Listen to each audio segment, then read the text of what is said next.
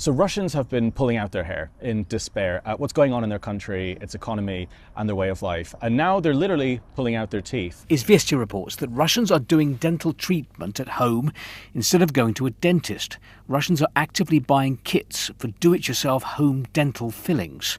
The number of adverts for such kits is 3.3 times higher than it was last year. And we know those newspapers are very, very censored. And the reason it's being reported is because doctors and dentists are warning people not to do this because it's so dangerous. It's incredibly dangerous to do something like this at home. And it's something you only do if you literally have no other option. And people cannot afford to get their teeth fixed. And there's also a massive labor shortage in the entire healthcare industry all across Russia because the entire country is stretched. And that's because war is coming to every single corner of Russian society. And I spoke a couple of weeks ago about cannibalism and how Russian soldiers were caught literally sending messages saying that they were eating each other on the front line. This kind of thing hasn't happened since World War II, not since Stalingrad, and that was an absolute desperate situation. And now the Russian state's basically cannibalizing itself. One of the richest men in Russia, he worked in gold and he was a Putin loyalist, a state loyalist, has been arrested trying to flee the country on his private jet. This has literally all happened in the last couple of days. And that's because there's been a court order to basically nationalize his empire. And this is all happening because war needs cash, and Russia isn't doing too well in its bank account. And there's only so much cash you can get from tax and for exporting Russian oil. And now they're basically looting their own. They're nationalizing the private bank accounts of their own oligarchs. And this is going to end extremely badly for Putin because that's all he has left is his loyalists, his absolute loyalists. People like the guy that was just arrested on that private jet. And it shows an absolute state of desperation. This kind of stuff wasn't happening in 2022, 2023, or 2024. Top Russian officials weren't having their assets nationalized overnight. And it shows that they're basically running out of money. And all of this combined with everything that's been happening in the last few weeks shows a difference, shows a shift in Russia, shows that something is going deeply wrong and the cracks are starting to show. The former governor of Kursk, was also the minister for transport, was found dead this morning in an apparent suicide, but this literally happened 24 hours after he was dismissed from his position. And all this is happening so fast.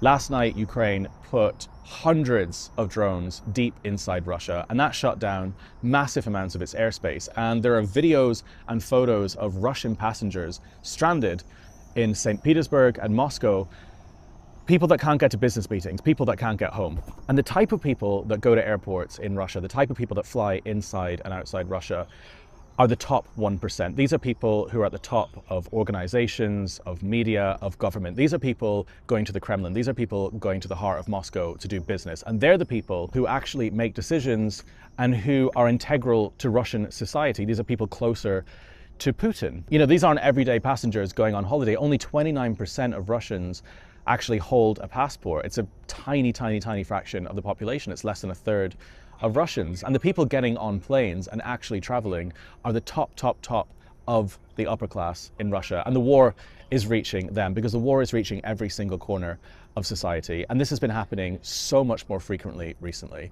In the poorest areas of society, we've had credit card debts go through the roof. I reported a couple of weeks ago that 13 of some of Russia's biggest companies have basically gone bust. Credit card defaults are going through the roof. And now people are doing their own dental implants, which is complete desperation. This is third world type stuff. And it shows that there's a huge problem in Russian society. And this is just the beginning.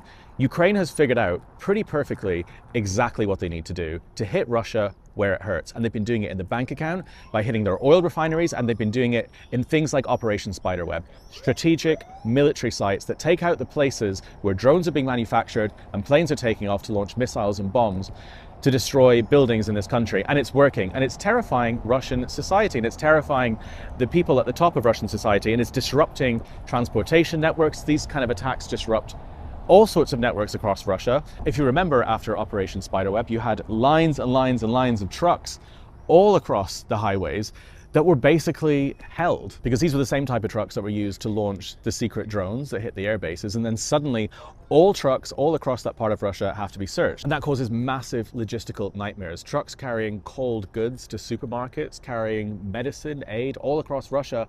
And this is good news. This is fantastic news for this country for Ukraine. And there's a feeling of positivity here. And I can see entourages all around me right now. Half the roads are closed because there are diplomats, there are ambassadors, and there are high-ranking officials from all over Europe constantly visiting Ukraine and have just announced one of its biggest aid packages ever to Ukraine, 40 billion. And things are shifting. Things are genuinely shifting. And it's a mood that I don't think I've ever felt before in this country. I first arrived here 2.5 years ago, and I never quite felt it like this. This month, 200,000 drones were made inside Ukraine. In July last year, in 2024, that was 20,000. That is 10 times more. That sort of scale is unheard of in war, and drones now define war. Ukraine, as of this month in 2025, now outpaces the United States in drone production, in drone scale. The types of drones that are being made in this country are tested on the battlefield within hours, and you get instant feedback on how they work, how successful they are. They get live data, and the designs of these drones are highly adaptable. They can be changed within seconds, the formatting, the blueprints, they can be 3D printed.